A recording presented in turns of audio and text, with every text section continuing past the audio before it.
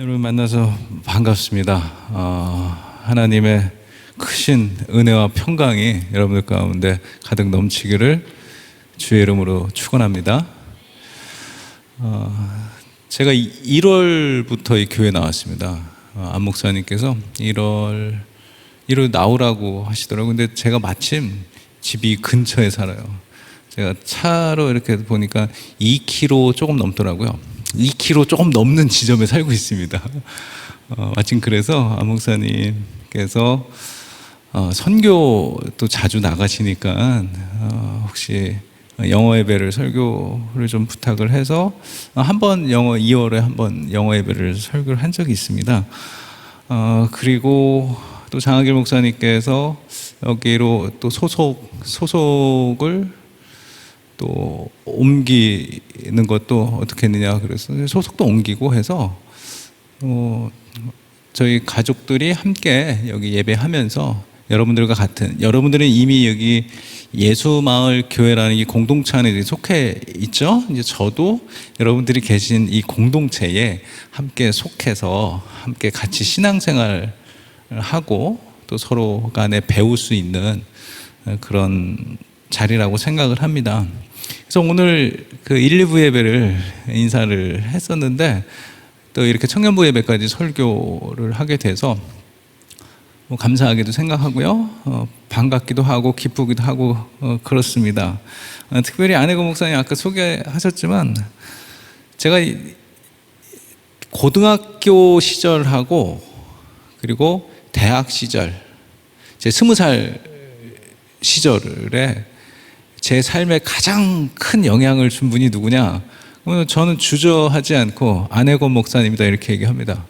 그만큼 그 당시에 저희 같이 신앙생활했던 제 친구들 아마 그 당시 신학대학, 이게 안 목사님이 영향으로 신학대학 간 사람이 저를 포함해서 한 대여섯 명 돼요.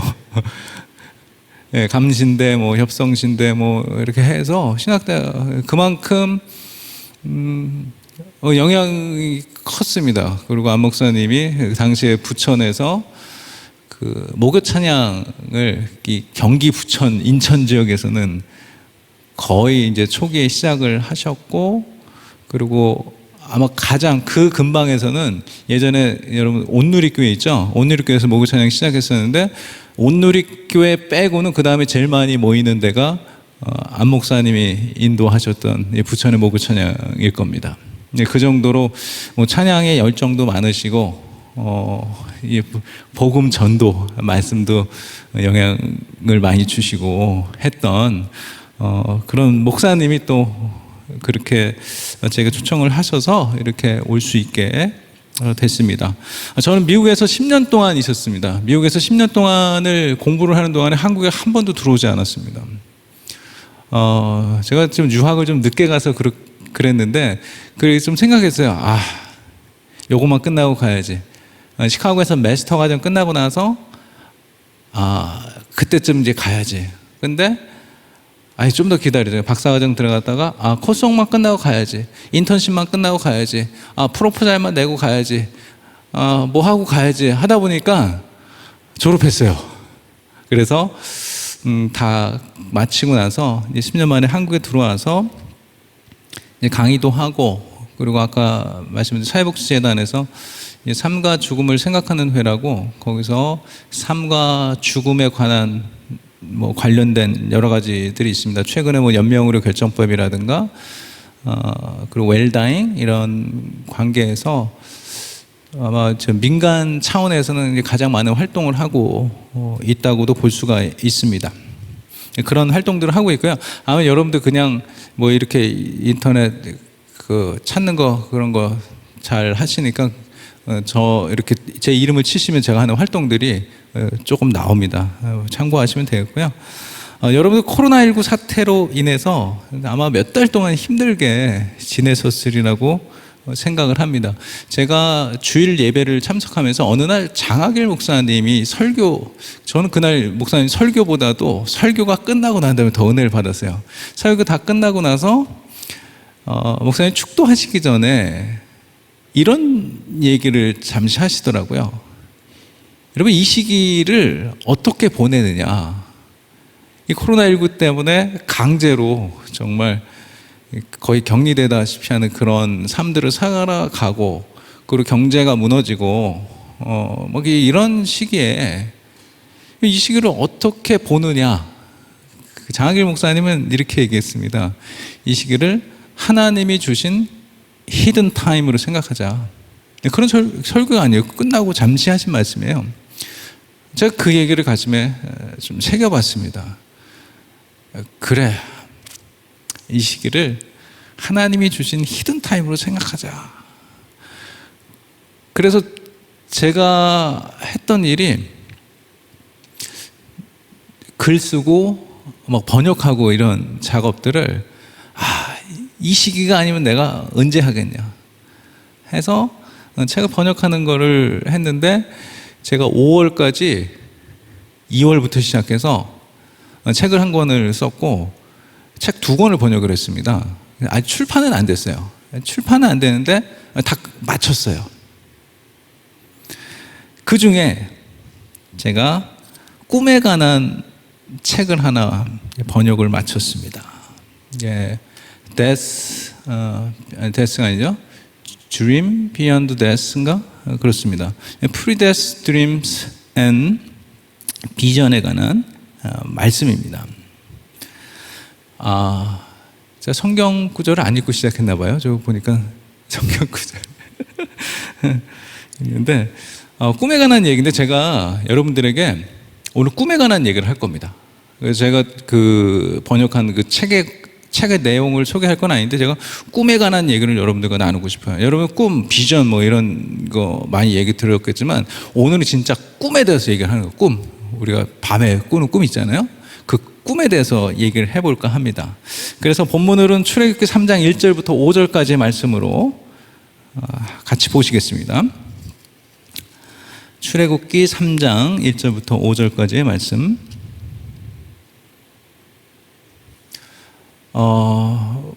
저 뭐 몇 절 안 되니까 우리 다 같이 함께 봉독하도록 하겠습니다. 3장 1절부터 5절까지입니다. 같이 봉독합니다. 모세가 그의 장인 미디안 제사장 이드로의 양떼를 치더니 그 떼를 광야 서쪽으로 인도하여 하나님의 산 호렙에 이르매 여호와의 사자가 떨기나무 가운데로부터 나오는 불꽃 안에서 그에게 나타나시리라. 그가 보니 떨기나무에 불이 붙었으나 그 떨기나무가 사라지지 아니하는지라. 이에 모세가 이르되 내가 돌이켜 가서 이 큰 광경을 보리라. 떨기나무가 어찌하여 타지 아니하는고 하니 그때에 여호와께서 그가 보려고 돌이켜 오는 것을 보신지라. 하나님이 떨기나무 가운데서 그를 불러 이르시되 모세야 모세야 하시매 그가 이르되 내가 여기 있나이다. 하나님이 이르시되 이리로 가까이 오지 말라. 내가 선 곳은 거룩한 땅이니 내 발에서 신을 벗으라. 아멘. 제가 이 책을 한참 한 달 반 정도 번역을 하는 동안에 저는 매일매일 꿈에 집중을 했습니다. 여러분들 꿈 꾸고 나면 그거 잘 기억나시나요? 꿈 꾸면 아침에 막 기억나가지고 그 꿈 막 신기하다 막 그럴 꿈들 있으신가요? 가끔은 있습니다. 그죠? 매일같이 그런 꿈이 나타나는 건 아닙니다. 근데 가끔은 우리가 그 꿈을 꾸면서 와 이거 정말 신기한 꿈이다 라고 생각을 하면서 여러분들 그 핸드폰 옆에 놓고 자고 그러죠. 그럼 막 이 신기한 꿈 꾸면은 막 꿈 해몽 막 이런 거 찾아보고 그러나요? 안 그러세요? 저는 가끔 그러는데 꿈 해몽 이렇게 찾아보고 그렇습니다. 무슨 꿈이지?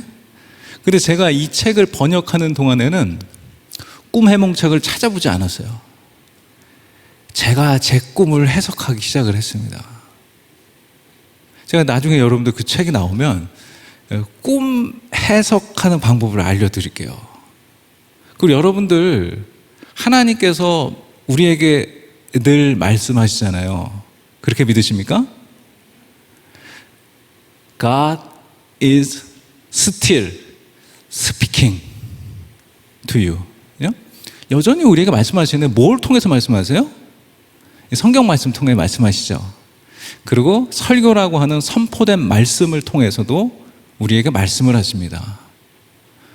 뭐 다양한 채널을 통해서 하나님께서 우리들에게 말씀하시는데, 저는 거기에 하나를 더 플러스 하자면은 하나님께서는 꿈을 통해서도 우리에게 말씀하고 계시다. 예전에 그런 책이 있었습니다. 하나님의 잊혀진 언어, 꿈,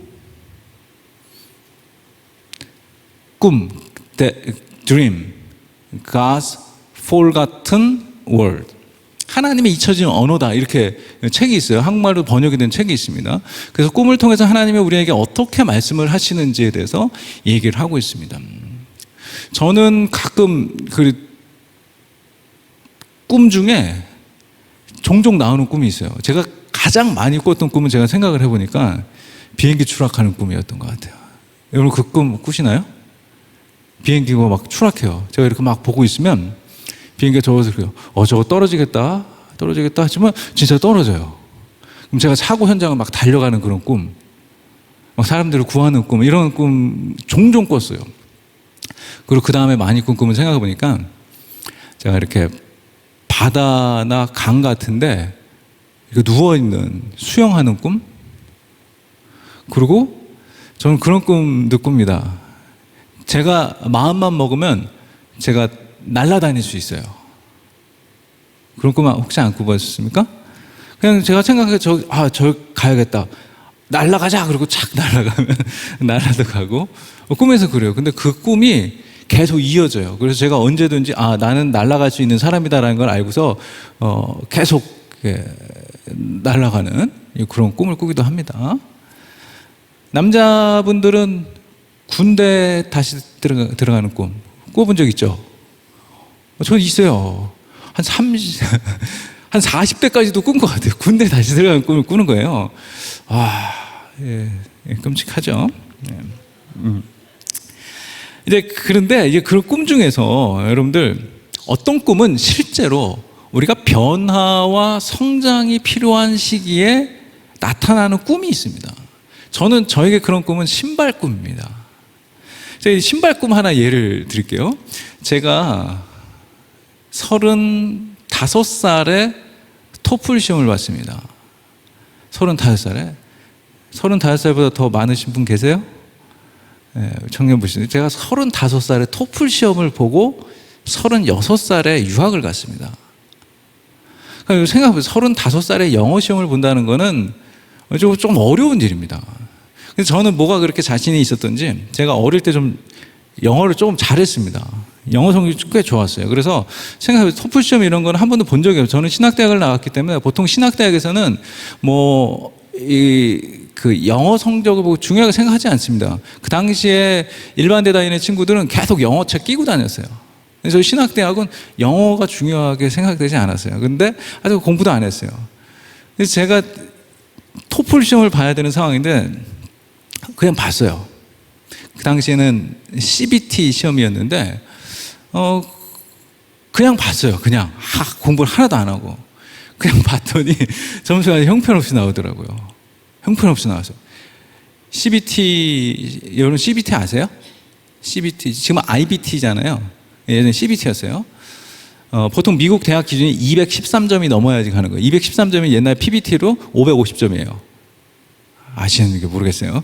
근데 그런 게 있습니다. 근데 제가 처음 딱 시험을 봤는데 한 170점 정도가 나오더라고요. 그래서 이거 그냥 혼자 하면 안 되는구나. 그래서 막 학원을 한 달을 딱 다녔어요. 학원 한 달을 딱 다니고 시험을 봤더니 엄청 성적이 올라, 20점이 올라서 190 몇 점이었어요. 이거 이렇게 해서 안 되는 거구나. 그래서 요거 하나 라이팅 단과를 또 해야겠다. 그래서 라이팅 단과 하나 플러스 해갖고 또 시험을 봤는데 213점만 넘으면 돼요. 근데 세 번째 시험을 봤는데 210점인 거예요. 213이 넘어야 돼요. 210점. 이게 뭔가. 그리고 마지막 시험을 보는 때가 1월에 시험이었어요. 여러분 유학을 가시려면 이거 참조하셔야 돼요. 뭐냐면 1월까지 성적을 내야 돼요. 안 그러면 1년을 기다려야 돼요. 모든 미국 어플라이 하는 때가 장학금까지 포함해서 어플라이 할 수 있는 때가 1월까지가 마감일 때가 많습니다. 2월 넘어가면 못 해요. 그러니까 제가 이 1월 달에 성적이 나오지 않으면 저는 1년을 더 기다려야 되는 그런 상황이었습니다. 그래서 제가 그때 기도를 했어요. 왜 기도를 했냐면 제 삶의 모토가 뭐냐면요, 하나님이 이끄시는 삶입니다. 하나님이 이끄시는 삶. 근데 제가 그 당시에 생각했어요. 제가 유학을 가려고 했던 게 아니라 하나님께서 분명히 저를 이끌어 주신다라고 저는 확실히 믿었거든요. 그래서 유학을 가는 것이 하나님 뜻이다라고 믿었어요. 그래서 제가 하던 일을 멈추고 유학 준비를 하고 있었는데, 제가 1월 달에 생각한 거예요. 하나님, 제가 정말 간절히 기도했습니다. 하나님, 이게 하나님의 뜻이라고 저는 분명하게 믿고 시험 준비를 하고 있는데 210점이 뭡니까? 아니 70점을 계속 주셔서 그냥 아예 너는 유학이 아니다라고 말씀을 하시던가, 아니면 가게 할 거면은 한 250점 정도를 주셔서, 250점이면 이제 하버드를 지원할 수 있는 그런 점수입니다. 한 250점 정도를 주셔서 이것이 분명하게 하나님의 뜻이라는 것을 제가 확증해 주십시오. 제가 그렇게 기도했습니다. 그리고 시험을 봤어요. 근데 시험 결과가 CBT는 그 시험을 딱 보고 나면은 그 결과가 바로 그 컴퓨터 화면에 딱 뜹니다. 근데 제가 언젠가 기도하기 전인가 그 무렵에 꿈을 꾸게 됩니다. 무슨 꿈을 꿨냐면, 교회에서 예배를 하는 거예요. 여러분 옛날 예배당 아십니까? 신발을 벗고 들어가는 예배당이 있습니다. 그 교회에서 예배를 했는데 다 끝나고 이제 나왔어요. 근데 보니까 신발장이 막 있더라고요. 그리고 저는 제 신발이 어딨나 그러고 가보니까 제 신발이 없는 거예요. 그리고 그 신발이 다 없었나, 한쪽만 있었나, 한쪽만 있었나 보다. 한쪽만 있었는데 그 한쪽 신발을 막 찾는데 없는 거예요. 그래서 이거 어떡하지? 그러고서 신발장을 봤는데 아주 아주 정말 반짝이는 하얀 신발. 그 신발이 신발장에 있는 거예요. 그래서 제가 생각했죠.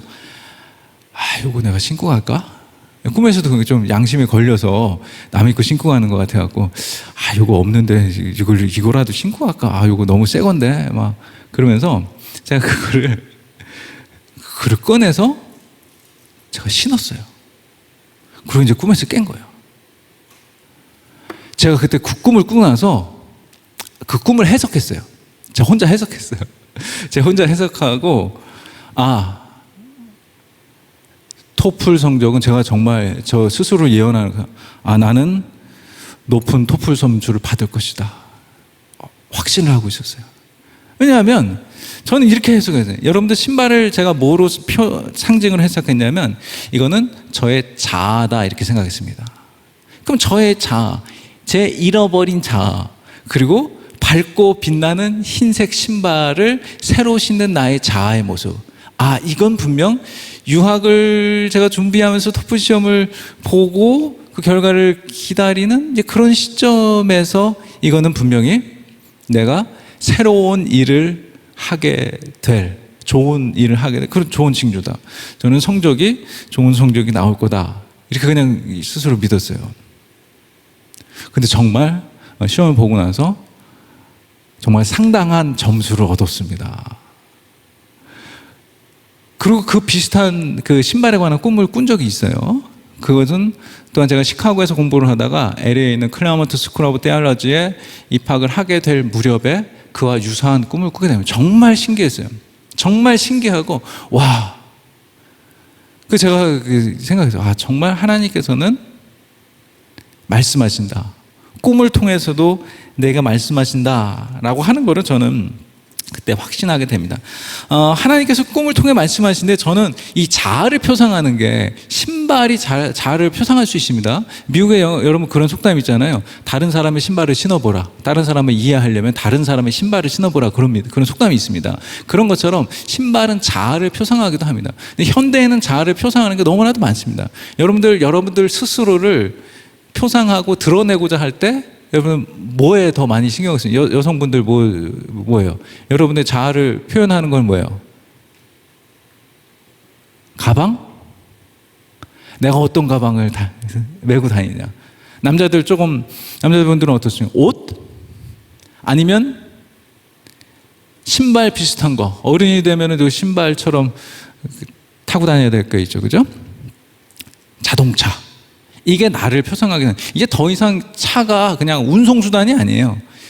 어떻게 보면은 나를 표현하는 하나의 수단이 되기도 합니다. 그러니까 그게 자아를 표현하는 거예요. 그래서 여러분 꿈 해석을 할 때 저는 가끔 그렇게 해석합니다. 여러분 꿈에 자동차가 나왔다.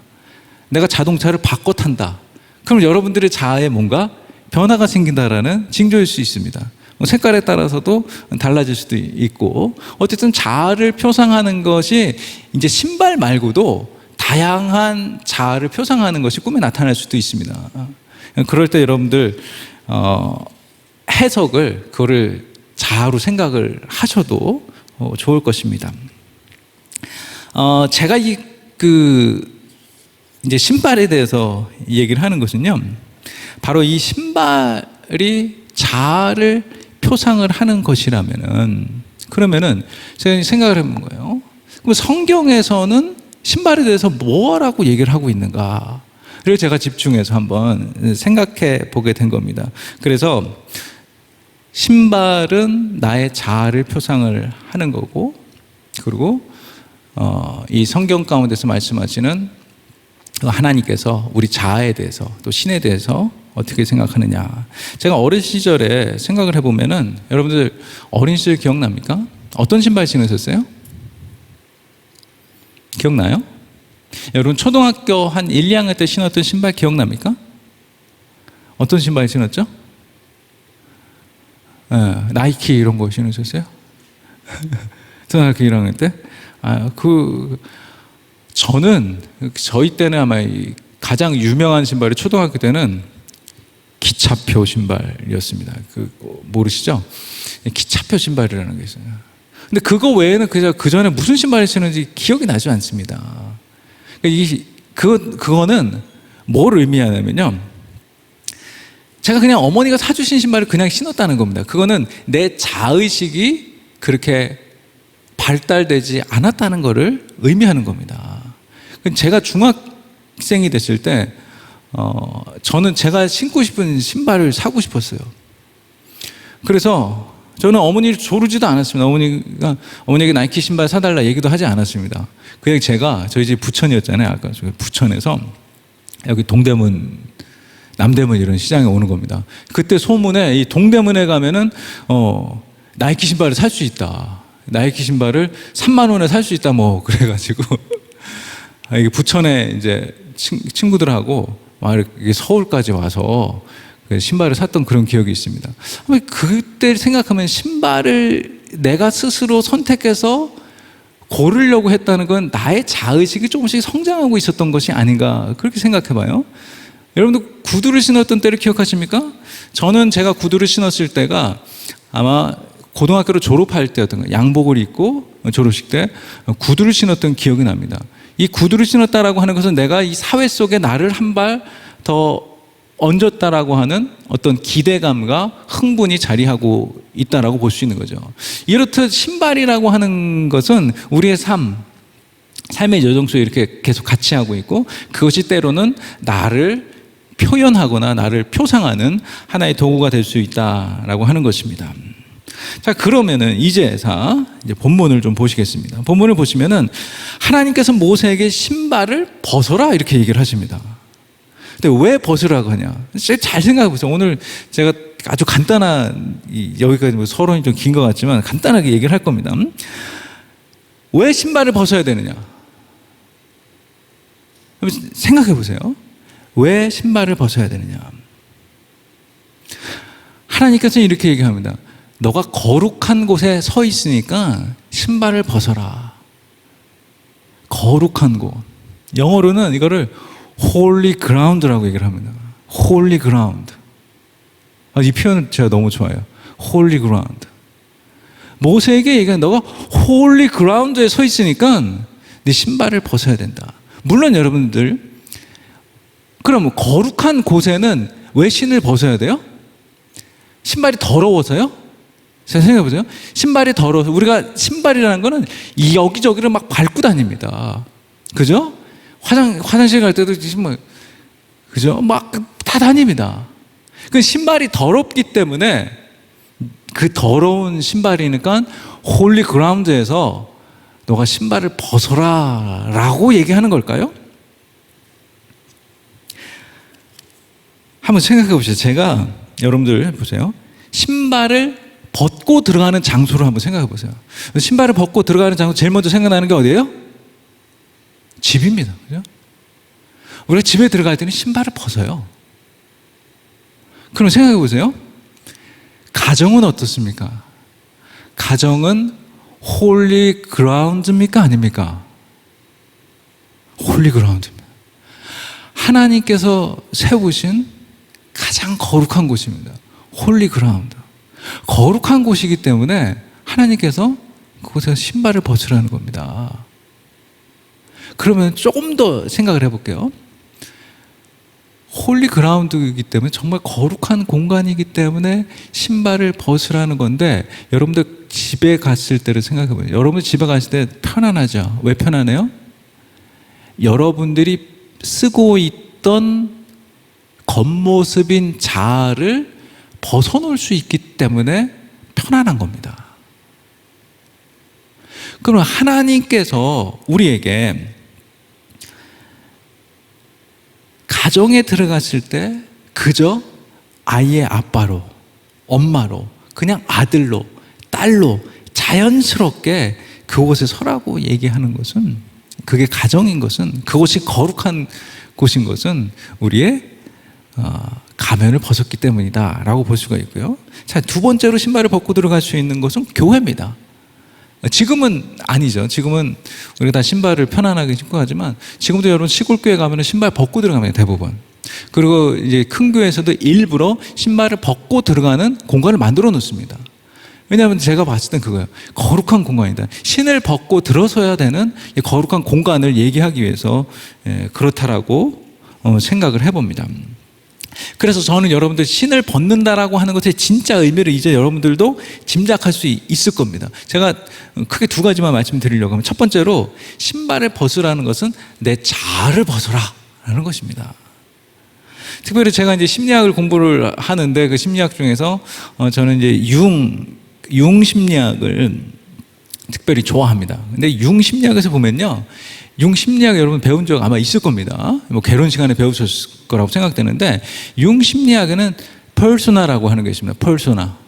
퍼소나인데 한국어는 페르조나라고 얘기하는데 미국에 퍼소나라고 얘기해요. 페르조나의 뜻이 뭐예요? 가면입니다. 우리가 인간의 그 휴먼 사이키를 둘러싸고 있는 이 원이 있습니다. 그러면 그 가장자리를 덮고 있는 그거를 페르소나라고 얘기를 하는 겁니다. 가면, 사회적인 나를 얘기하는 거예요. 그리고 그 다음 레이어에 에고가 있어요. 에고, 그 자아죠. 그리고 융의 심리학에서는 가장 가운데 깊이에 있는 건 셀프라고 합니다. 참나가 있고, 그 맨 겉에 있는 그 사회적인 그 페르소나라고 하는 가면에 둘러싼 내가 있는 겁니다.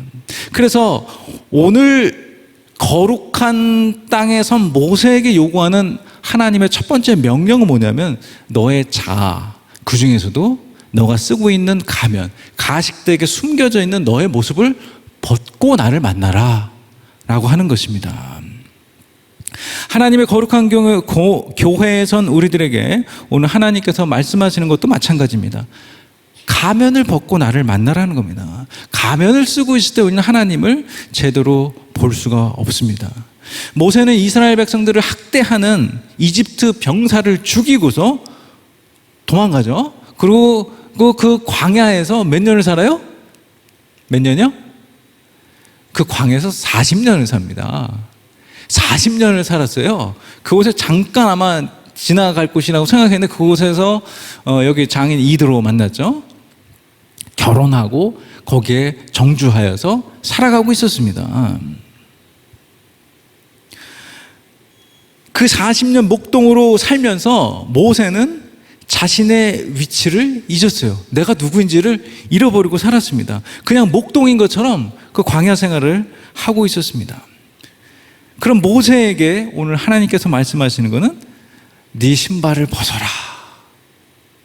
너 신발을 벗어. 네가 쓰고 있는 가면을 한번 벗어봐. 네가 누구인지를 한번 다시 보자. 라고 이제 모세에게 얘기하는 거죠. 그 거룩한 곳에 서서 네 가면을 벗고서 한번 만나보자. 그래서 오늘 하나님을 만나는 여러분들도 마찬가지입니다. 우리가 가지고 있는 고정관념이라든가 우리가 가지고 있는 가치관 또 사회생활 속에서 썼던 가면을 벗고 만나라. 하나님께서는 진짜 나를 만나고 싶다라고 얘기하고 계시다 볼 수 있습니다. 내 겉모습이 아니라 정말 그냥 내 모습 그대로요. 내 모습 그대로라는 게 뭡니까? 이 사회생활 속에서 또 학교 생활 속에서 그냥 정말 무너져 내린 나, 연약한 나, 죄인된 나, 정말 벌거벗은 나, 이런 참 나를 만나고 싶다. 그러니까 신을 벗어라. 모세가 광야 40년 동안 목동으로 지낸 것처럼 우리도 광야 같은 세상을 살아가고 있다. 그렇게 봅니다. 광야 같은 세상. 광야 같은 세상이죠. 정말 우리의 진짜 자아가 뭔지 모르게 만드는 수많은 세상 것들이 있습니다. 더구나 청년들을 미혹하는 다양한 문화들도 존재하고 있습니다. 우리가 이런 광야 가운데 살아가면서 사실 여러 가지 어려움들을 겪고 살아가고 있습니다. 사실 뭐 코로나 사태가 없더라도 그냥 없어도 힘들어요. 없어도 힘든데 그것 때문에 지금 더 힘들죠. 근데 우리가 하나님 앞에 나올 때는 모세를 거룩한 땅으로 불러서 가면을 벗으라고 하신 것처럼 하나님께서는 우리를 교회라는 거룩한 땅으로 불러서 우리가 쓰고 있는 가면을 벗고 다시 만나자 말씀하고 계십니다. 두 번째로 신발을 벗는다는 것은 성장과 변화를 얘기합니다. 여러분 요즘에는 여러분 신발 오래 신죠. 어릴 때 생각해 보세요. 어릴 때 부모님들이 신발을 막 큰 거 사줍니다. 조금 더 클 때까지 신으라고 조금 큰 걸 사주기도 하죠. 그래도 막 신발 막 금방금방 갈아야 될 때가 있습니다. 왜냐면 성장하기 때문에 애들은 성장하잖아요. 성장할 때 신발을 그냥 멀쩡해도 바꿔줘야 됩니다. 그래서 신발을 벗는다라고 하는 것은 성장 그리고 변화를 얘기합니다. 모세를 거룩한 땅에 맨발로 벌거벗은 자아의 모습으로 그리고 가면을 벗기고 난 후 하나님이 그에게 하셨던 일이 있습니다. 그에게 사명 주시는 거였습니다. 그가 본래의 누구였는지를 깨닫고 그러고 나서 변화되어서 새로운 사명을 맡기시는 장면이 나오게 됩니다. 하나님 모세가 생각해 보세요. 그 광야에서는 아마 어느 정도 광야 생활이지만 그 여유와 만족감을 가지고 살아왔을 겁니다. 근데 이 광야 생활을 청산하고 이스라엘의 백성을 구원하는 리더로 서라고 얘기를 합니다. 그때에 11절에 보시면 이렇게 얘기합니다. 아주 멋진 표현이 나오죠. 영어로 보시면 Who am I? 그럽니다. Who am I? That I should go to Pharaoh 이렇게 얘기하죠. 여기서 집중합니다. Who am I? 아니 모세가 우리가 그 모세가 이스라엘 백성들을 구원하는 그 리더로 너가 그 애굽 땅으로 가라고 했을 때 모세가 제일 먼저 한 말이 이겁니다. Who am I? 내가 누군데?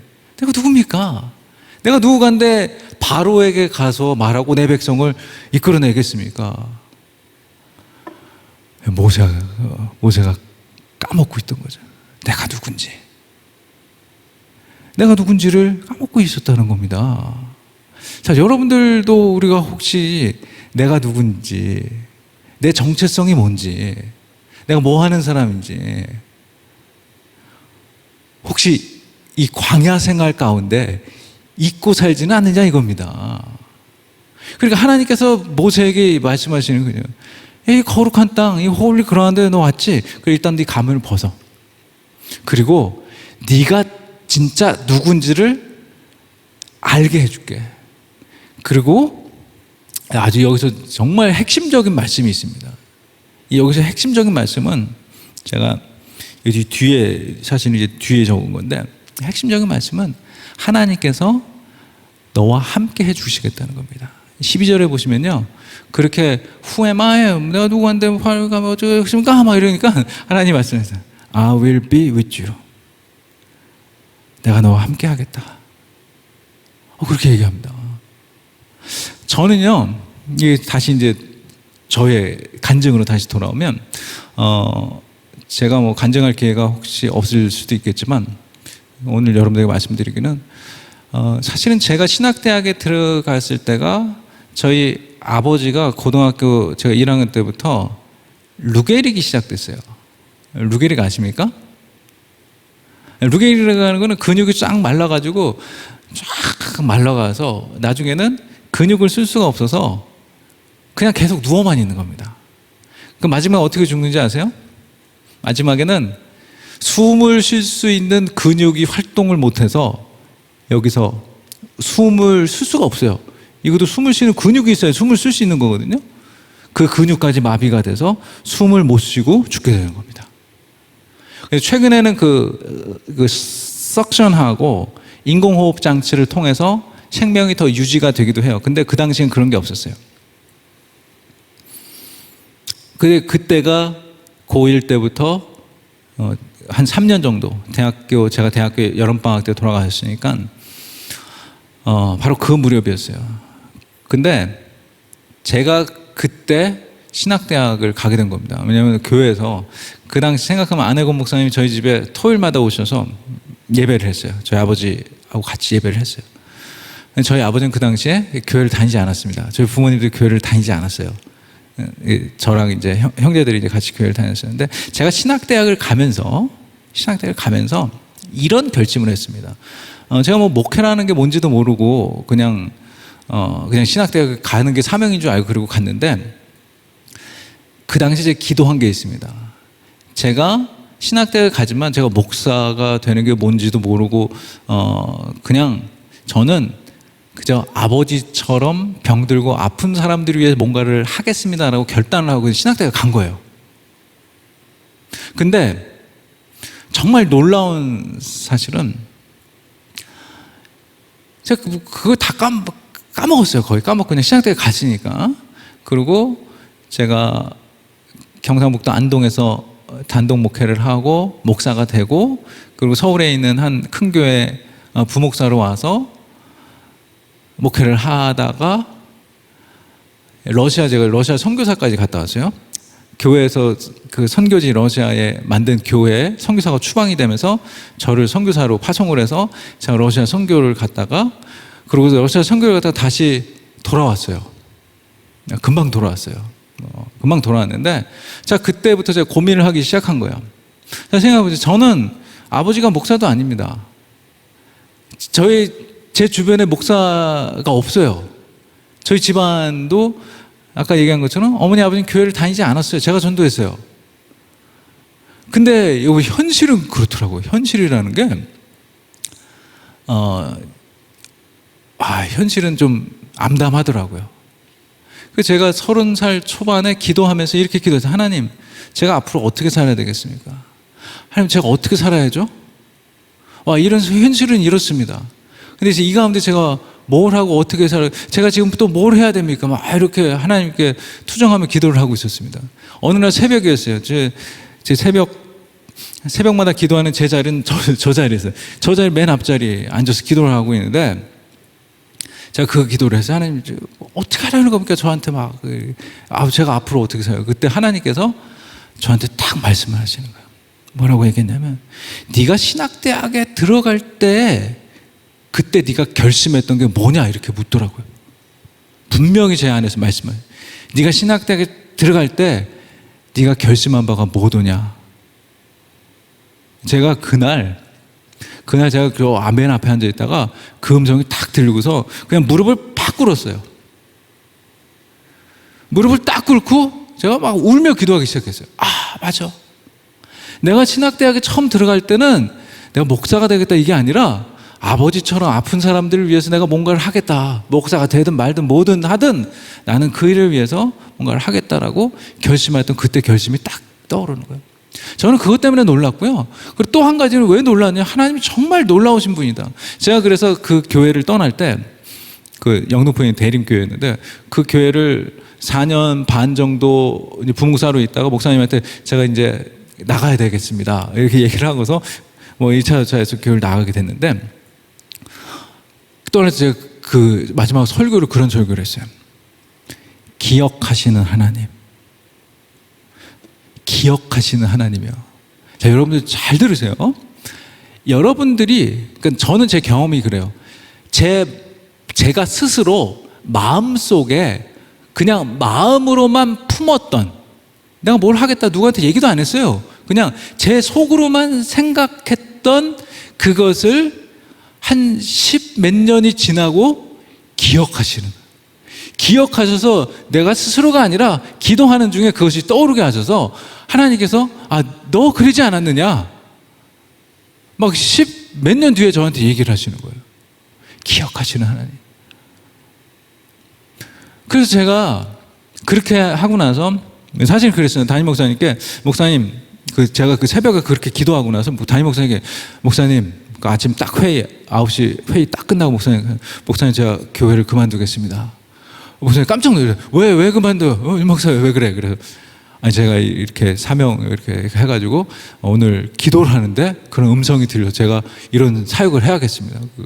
그랬더니 목사님 그러셔요. 제가 정말 어린 나이에 너무 순진했었어요. 그때가 한 4살 이때쯤에 34살 때쯤이요. 그러니까 목사님이 야, 윤 목사 교회 그렇게 그만두는 거 아니야? 뭐 막 이래요. 그래서 아, 그런가요? 그래서 목사님이 네, 그것도 되게 그러고 나서 목사님이 제가 할 일에 대해서 설명을 해드려요. 목사님 저는 이런 일을 하겠습니다. 앞으로 죽어가는 환자들을 위해서. 저희 아버지 죽어가는 환자였을 때 제가 그 돌봄, 죽어가는 환자들을 위한 일과 그리고 죽음과 뭐 관련된 이거 뭐 그리고 저처럼 정말 어린 나이에 아버지를 잃고 정말 슬픔과 고통과 절망과 분노와 뭐 이런 게 가득했거든요. 왜냐하면 저는 그렇게 생각해서 제가 신학대학에 들어가면 아버지 병이 낫는 줄 알았어요. 그렇지 않더라고요. 그래서 분노와 절망과 막 이런 가득 찬 사람들을 어떻게 하면은 도와줄 수 있을까? 이런 것들을 목사님한테 하겠다고 그랬는데 이제 어느 날 목사님이 저한테 이제 팩스가 온 걸 보여주면서 야, 이런 거 하는 거 교육인데 너 가봐라 그러더라고요. 그래서 그 교육을 갔는데 그게 지금 제가 회장으로 있는 삶과 죽음을 생각하는 회입니다. 그래서 이제 제가 유학 갔다 와도 계속 그때 제가 알았어요. 하나님께서 기억만 하게 하시는 것이 아니라 그 기억하게 하시고 그리고 저를 그 길로 이렇게 이끌어 주시더라고요. 그러니까 정말 기억하시고 이끄시는 하나님. 오늘 모세에게 얘기했던 것도 그거잖아요. 너 사명을 깨닫고, 그죠? 가면을 일단 벗고 사명을 다시 주시고 그 다음에 하신 말씀이 뭐예요? I will be with you. 내가 너와 함께 하리라. 내가 너를 인도하리라. 내가 하는 대로 그냥 하기만 하라. 바로 그 말씀이었던 거죠. 그래서 여러분들 바로 하나님께서 우리에게 사명을 깨닫게 하신 이후에 그리고 여러분들이 하나님이 주신 꿈과 비전에 따라서 그것을 결정하였을 때는 하나님께서 반드시 여러분들의 갈 길도 인도해 주신다는 겁니다. 저는 그래서 제가 아까 말씀드린 제 삶의 모토가 뭐예요? 하나님이 이끄시는 삶이라는 겁니다. 그 저는 제가 물론 인간적으로도 계획을 하죠. 이렇게 하면 이렇게 되겠구나. 하지만 결코 제가 원하는 뜻대로 움직이지 않습니다. 하나님이 이끄시고 인도하시고 기도하고 응답해 주실 때 그럴 때 제 길을 걷게 됩니다. 여러분들 하나님께서 여전히 우리들에게 말씀하고 계세요. 다양한 채널을 통해서 우리에게 계속 말씀하고 계신데 우리가 그걸 못 깨닫기 때문입니다. 못 듣는 거죠. 꿈을 통해서도 말씀하시고 그냥 지나가는 뭐 자연 현상을 통해서도 말씀하시고 심지어 성경의 당나귀를 통해서도 하나님께서 말씀하시는 것처럼 오늘 하나님께서 다양한 방법으로 우리들에게 말씀하시고 그리고 그 가운데 그 하나님 만나려면 먼저 뭐 해야 돼요? 우리 가면을 벗고 내려놓고 정말 아주 생자인 나 제가 기도하면서 앉아서 정말 생으로 정말 하나님과 모든 걸 다 벗고서 그 하나님을 만나고 하나님께서 계속 인도하셨던 그것처럼 그렇게 삶을 인도하시는 그런 하나님, 여러분들도 그렇게 만나시기를 바랍니다. 우리에게 필요한 것은 바로 나의 자아, 가면을 벗고서 하나님을 만나는 일입니다. 마지막으로 신발을 벗는다. 그건 이제 편안함입니다. 아까 말씀드렸던 것처럼 그 편안함은 어디서 오느냐? 출애굽기 3장 12절, 내가 너와 함께 하리라. 하나님께서 우리와 함께 하신다라고 하는 약속의 말씀 가운데, 확신 가운데 평안함이 자리하는 겁니다. 광야 40년 생활 속에서 자신을 잊고 평범한 목동으로 살았던 모세에게 사명 주시고 이스라엘 백성을 구원하는 구원자로 세우시고 지팡이 하나 들려주시면서 능력을 주신 것처럼 오늘 이 광야 같은 삶 속에 나를 잊고 사명을 잊고 때로는 주저앉아 원망과 실망으로 눈물 흘리기도 했던 우리들에게 하나님께서 사명 주시고 부르시는 그 하나님의 음성을 듣는 여러분 되시기를 간절히 바랍니다. 그때의 나를 내려놓고 벌거벗은 모습으로 하나님 앞에 자신 있게 응답할 수 있는 그런 여러분 되시기를 간절히 주의 이름으로 축원합니다. 네, 잠깐 기도하겠습니다.